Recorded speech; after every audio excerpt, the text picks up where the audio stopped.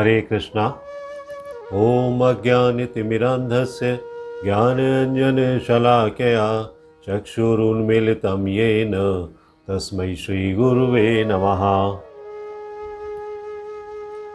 भगवान की प्रत्येक लीला रहस्यों से भरी हुई होती है। वे कब कौन सा काम किस कारण से करेंगे कोई नहीं जानता। उनकी लीला का हेतु होता है अपने भक्तों को आनंद देना और उन्हें भव बंधन से मुक्त करना। इसीलिए वो श्रीमद् भगवद गीता में कहते हैं, सर्वधर्मान परित्यज्य मामेकं शरणं व्रज अहम त्वां सर्व पापेभ्यो मोक्षयिष्यामि मा शुचः। अध्याय 18 के श्लोक संख्या 66 में भगवान ने इस बात के लिए निर्विकार रूप से सबको बता दिया है। तो हमें स्वयं को भगवान के श्री चरणों में समर्पित करके उनकी दिव्य लीलाओं का आनंद लेना चाहिए। बाकी सारी चिंताएं भगवान के ऊपर छोड़ देनी चाहिए। तो आइए इस कार्तिक माह में आज हम आनंद लेते हैं इस दामोदर लीला का, जो इसी माह में भगवान ने की थी। संस्कृत में डोरी या रस्सी को कहते हैं दाम और उदर कहते हैं पेट को। यशोदा मैया ने भगवान श्री कृष्ण के पेट को रस्सी से बांधा था, इसीलिए भगवान का नाम पड़ गया दामोदर। कार्तिक शुक्ल प्रतिपदा की बात है ये। श्री कृष्ण 2 वर्ष 2 मास 8 दिन के हो चुके थे। अब देखिए लाला हमारे कितने छोटे थे, 2 वर्ष 2 माह और 8 दिन। अभी वे माता का दूध ही रुचिपूर्वक पीते थे। घर की दासियां अन्य कामों में व्यस्त थीं, या कुछ आचार्यगण कहते हैं कि मैया ने उस दिन लाला के लिए खुद माखन निकालने के लिए सारी दासियों को छुट्टी दे दी थी। सारी दासियां घर में नहीं थीं, क्योंकि आज गोकुल में इंद्रयाग यानी इंद्र की सेवा का उत्सव होना था। यशोदा माता ने निश्चय किया कि आज मैं अपने हाथ से दधि मंथन कर स्वादिष्ट माखन अपने लाला को खिलाऊंगी। जब वो पेट भरकर माखन खा लेगा तो उसे फिर किसी गोपी के घर का माखन खाने की इच्छा ही नहीं होगी। तो गोपियां जो आरोप लगाती हैं कि तुम्हारा लाला मेरे घर आकर माखन चोरी करता है, वह बात सच साबित नहीं होगी। यशोदा माता सुबह उठते ही दधि मंथन करने लगी, क्योंकि कन्हैया को उठते ही तत्काल का निकाला हुआ माखन चाहिए। जैसे ही भगवान बिस्तर छोड़ते हैं उनको माखन खाने के लिए चाहिए। तो यशोदा माता शरीर से दधि मंथन का सेवा कार्य कर रही हैं।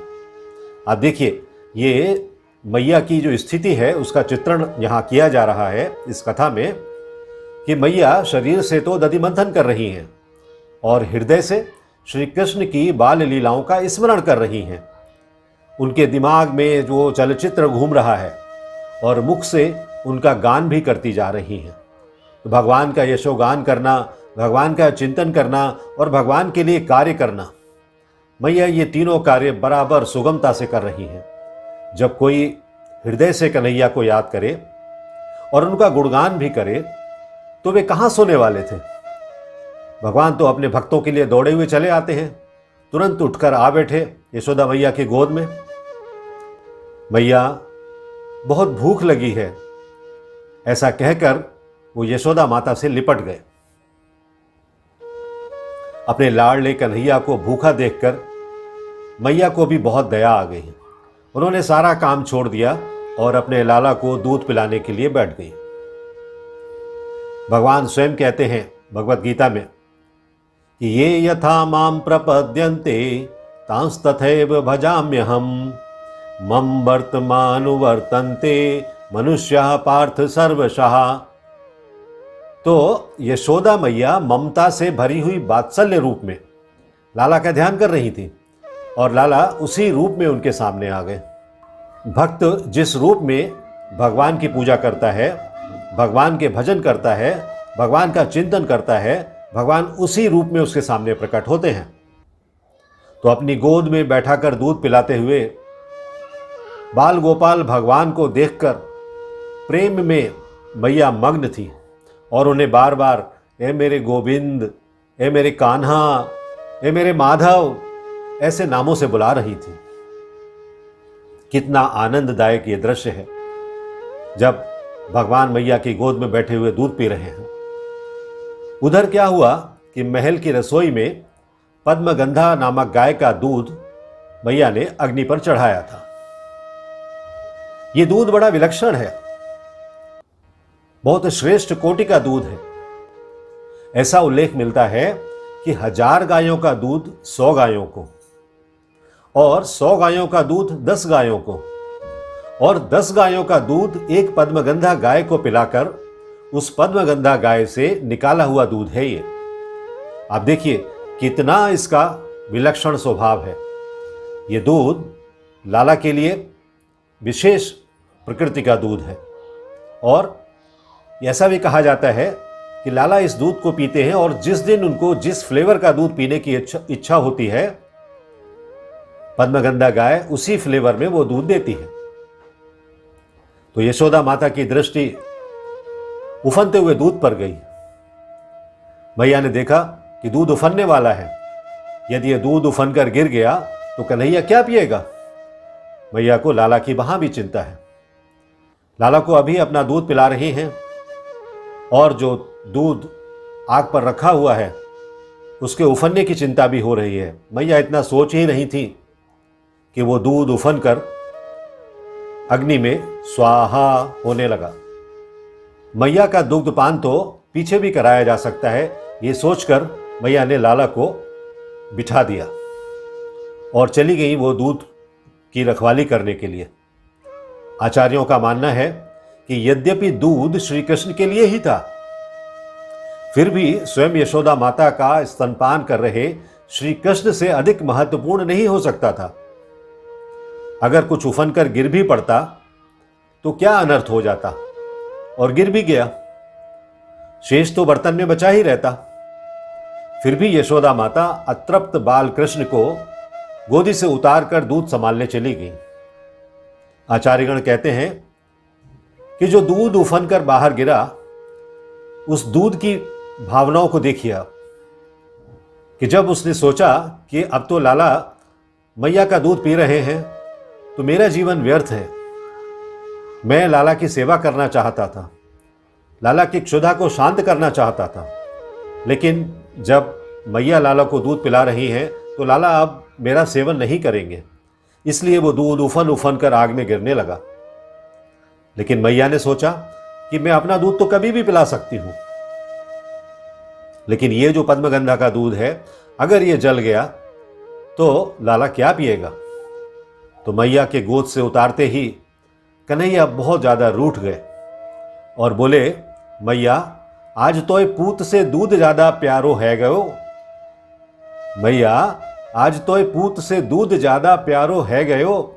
इतना कहकर कन्हैया ने पास में रखा बट्टा उठाया और दही की मटकी पर दे मारा। मटकी फूट गई और सारा दही फैल गया। दही को फैलता देख कन्हैया वहां से खिसक गए। कन्हैया को पता लग गया कि अब जो मैंने काम किया है मैया जरूर मेरी मार लगाएगी। यह है भगवान का बाल सुलभ आचरण और प्रेम, कि वो मैया से डर भी रहे थे, लेकिन मैया के प्रति जो उनका प्रेम था उसको भी व्यक्त कर रहे थे। तो गोरस रखने वाले कमरे का द्वार खुला हुआ था। गोरस कहते हैं जहां दूध दही मक्खन वगैरह रखा जाता है, उस कमरे का द्वार खुला हुआ था। तो कन्हैया उस कमरे की ओर चले गए। वे वहां जाकर एक दिन पुराना रखा हुआ मक्खन निकालकर खाने लगे। पास ही एक ऊखल उल्टा रखा हुआ था। कन्हैया ने सोचा कि यदि बच्चे को माता अपनी गोद में नहीं बिठाएगी तो वो कहां जाएगा। ये देखिए, ये जो प्रश्न है जो हम कन्हैया की तरफ से सोच रहे हैं, ये प्रश्न हम सबका होना चाहिए कि अगर भगवान की गोद में हम नहीं बैठेंगे या भगवान के चरणों में हमारा स्थान नहीं होगा तो हमारा क्या स्थान होगा। हमारा स्थान तो भगवान के चरणों में है। जिस तरह से कन्हैया का स्थान मैया की गोद में है, तो वो उस ऊखल के पास जाकर उसकी संगति करेगा।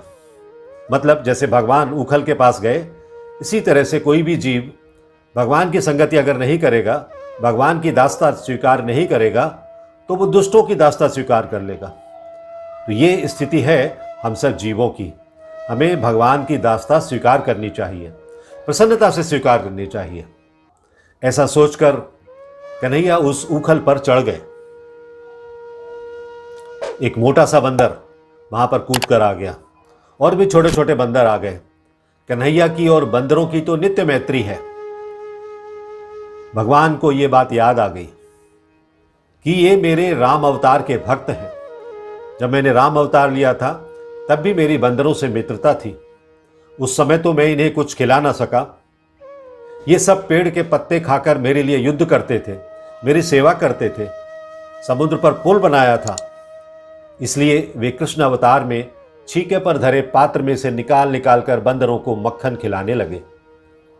मैया दूध उतार कर लौटी तो क्या देखती है कि एक अजीब सा दृश्य है। दहेड़ी के टुकड़े टुकड़े हो गए हैं। जिस बर्तन में दही रखा था उसे दहेड़ी कहते हैं। दहेड़ी के टुकड़े टुकड़े हो गए हैं। मैया को हंसी आ गई, लेकिन फिर उसने सोचा ऐसे तो बालक बिगड़ जाएगा। अगर मैं इस घटना को हंसकर टाल दूंगी तो कृष्ण फिर और भी ज़्यादा बर्तनों को फोड़ने लगेंगे, और भी ज़्यादा नुकसान करेंगे। ये माँ और बच्चे के बीच का एक संबंध है कि माँ बच्चे को किस तरह से सही मार्ग दिखाना चाहती है। यशोदा मैया के लिए भगवान भगवान नहीं है, एक बालक है, छोटे से बालक, 2 साल के बालक। तो माता ने लाला को दूध पिलाने की जगह दंड देने का निर्णय कर लिया और एक छड़ी उठाई और लेकर कृष्ण को धमकाने लगी। दही में सने कन्हैया के चरण चिन्ह उनका पता अपने आप बता रहे थे कि कान्हा किधर गए हैं। कन्हैया ने मैया को छड़ी लेकर आता देखा तो ऊखल से उतरकर आंगन में भागने लगे। आप देखिए, मैया एक तरफ से दरवाजे में घुसी। कन्हैया की दृष्टि मैया पर नहीं थी, लेकिन भगवान है, अंतर्यामी है, उनको सब पता है। उनको एहसास हो गया कि मैया अब आ चुकी है। तो उन्होंने ऊखल से उतरे और दूसरे दरवाजे से निकलकर बाहर चले गए। चंचल कन्हैया के पीछे मैया दौड़ रही थी। मैया पीछे पीछे, कन्हैया आगे आगे। वो आंगन में दौड़ते दौड़ते दौड़ते दौड़ते मैया को पसीना आ गया। कान्हा पीछे मुड़ मुड़ कर बार बार देखते थे, मैया आ रही है क्या, अभी कितनी दूर है मैया। ये लीला सिर्फ भगवान ही कर सकते हैं। और जब भगवान ने देखा कि मैया पसीने से सराबोर हो गई हैं, अब उनसे भागा नहीं जा रहा है, तो कन्हैया रुक गए। लेकिन मैया ने यह सोचा कि पुत्र मेरा डर गया है, तो माँ का वात्सल्य स्नेह उमड़ आया और उन्होंने छड़ी दूर फेंक दी। मैया ये समझ जाती है कि मेरी छड़ी फेंकने से लाला को यह विश्वास हो गया है कि अब मैया मुझे मारेगी नहीं। आप देखिए भगवान का विचार क्या है और मैया का विचार क्या है। भगवान अपने भक्तों के लिए आनंद देना चाहते हैं, भगवान अपने भक्तों के मन की करना चाहते हैं, और इधर मैया भगवान के बारे में सोच रही है कि लाला डर गया है। जो सबको डराते हैं वो किससे डरने वाले हैं। इसलिए कन्हैया पास आकर खड़े हो गए। कन्हैया को डांटते हुए यशोदा मैया ने कहा, तू बहुत उद्यमी हो गया है लाला, अब तुझे माखन कहाँ से मिलेगा। ठहर, आज मैं तुझे छोड़ने वाली नहीं हूं। तूने जिस ऊखल पर चढ़कर चोरी की है उसी से आज तुझे बांध देती हूं। यशोदा माता ने सोचा कि ऊखल भी चोर है, क्योंकि माखन चोरी करते समय इसने श्री कृष्ण की सहायता की थी। चोर का साथी चोर, ये होता है संगति का असर। भगवान ने ऊखल की सहायता ली मक्खन चोरी करने के लिए। तो मैया कहती है कि ऊखल भी चोर और कन्हैया तू भी चोर, इसलिए दोनों बंधन के योग्य हैं। अभी ऊखल से कन्हैया को बांधा और कन्हैया से ऊखल को बांधा। तो मैया ने रस्सी ली और बांधने लगी। रस्सी 2 अंगुल छोटी हो गई। माता उस रस्सी के साथ दूसरी रस्सी जोड़ती हैं। तीसरी रस्सी जोड़ती हैं और श्री कृष्ण को बांधने का प्रयास करती हैं, किंतु ये डोरी भी 2 अंगुल छोटी रह जाती है। आप देखिए, यह भी भगवान की लीला है। तीसरी जोड़ी, चौथी जोड़ी, 5वीं जोड़ी रस्सियां जोड़ती गई, एक पर एक रस्सियां जोड़ रही हैं मैया, किंतु वो 2 अंगुल का अंतर नहीं घटा। मैया आश्चर्यचकित रह गई हैं। उसके पुत्र की मुट्ठी भर की कमर तो मोटी हुई नहीं, लेकिन रस्सी छोटी हो रही है। मैया को बहुत आश्चर्य हो रहा है कि ये कैसे संभव है। कन्हैया की कमर में पड़ी करदनी ज्यों की त्यों है, फिर इतनी रस्सियां क्यों पूरी नहीं पड़ रही हैं? मैया को चिंता होने लगी। उन्होंने दूसरी गोपिकाओं के यहां से रस्सियां मंगाई, उन रस्सियों को भी जोड़ा, लेकिन फिर भी रस्सी 2 अंगुल छोटी ही रहती थी। श्री कृष्ण ने देखा कि मैया बांधना ही चाहती हैं, पर वो थक गई हैं।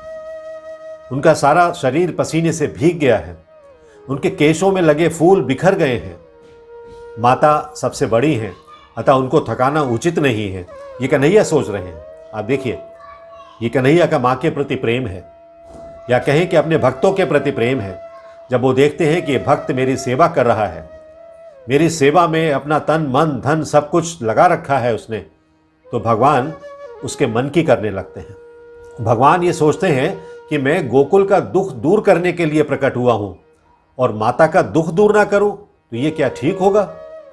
दया में भगवान, करुणामयी भगवान स्वयं बंध जाते हैं रस्सी से, मां के प्रेम पाश में बंध जाते हैं।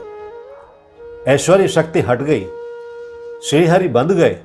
मैया की उस छोटी सी रस्सी से मैया ने उनको बांध लिया। कहते हैं कि ये जो 2 अंगुल में से एक है, वो है भक्त का प्रेम, और दूसरा है भगवान की कृपा, प्रभु की कृपा, जिसे पाने के लिए देवतागण और स्वयं माता लक्ष्मी भी प्रतीक्षा करती हैं। लेकिन यहाँ मैया यशोदा को वो कृपा मिली, वो प्रेम मिला, तो मैया कन्हैया को ऊखल से बांधकर अपने काम में लग गई। अंदर चली गई महल के अंदर। कन्हैया ने देखा कि मैया तो अपना काम कर रही है, तो मैं भी अपना काम कर लूं। कन्हैया को क्या काम था? नंद भवन के बाहर यमलार्जुन नाम के 2 वृक्ष खड़े हुए थे। एक का नाम था नलकुबेर और दूसरे का नाम था मणिग्रीव, जो नारद जी के शाप से वृक्ष हो गए थे। उनका उद्धार करना था। नारद जी ने उन्हें 100 वर्ष तक नंद महाराज के आंगन में खड़े रहने का श्राप दिया था। तो कन्हैया ऊखल को खींचते हुए नंद भवन के बाहर आ गए। वहां उन्होंने ऊखल को दोनों वृक्षों के बीच में फंसाया और जोर से जहां खींचा, भयानक आवाज हुई और दोनों वृक्ष धड़ाम से गिर पड़े। उनमें से 2 दिव्य पुरुष प्रकट हुए। भगवान श्री कृष्ण की लीलाओं का दर्शन करते हुए इनकी बुद्धि शुद्ध हो गई और उन्होंने भगवान की प्रार्थना की। आज उन्हें अपने वृक्ष अवतार से मुक्ति मिल गई थी। इसे कहते हैं एक पंथ 2 काज। प्रभु की ओखल बंधन लीला भी हो गई और साथ ही साथ नलकुबेर और मणिग्रीव का उद्धार भी हो गया। ये कथा नलकुबेर और मणिग्रीव का उद्धार अलग से एक विस्तृत कथा है, जिसके बारे में हमने एक और वीडियो में चर्चा की है, जिस वीडियो का लिंक आपको डिस्क्रिप्शन में उपलब्ध होगा। श्री कृष्ण की लीलाओं का जितना भी वर्णन किया जाए उतना ही अधिक आनंद आता है, किंतु इसे श्री कृष्ण की दामोदर लीला का संक्षिप्त रूप ही कहना उचित होगा। समय और स्थान की सीमाएं बांधे रखती हैं, इसलिए अभी विराम। हरे Krishna. If you like this video, press the like button and share it with your family and friends. If you want to watch more such videos, please subscribe to our channel, and for getting updates, press the bell icon. Hare Krishna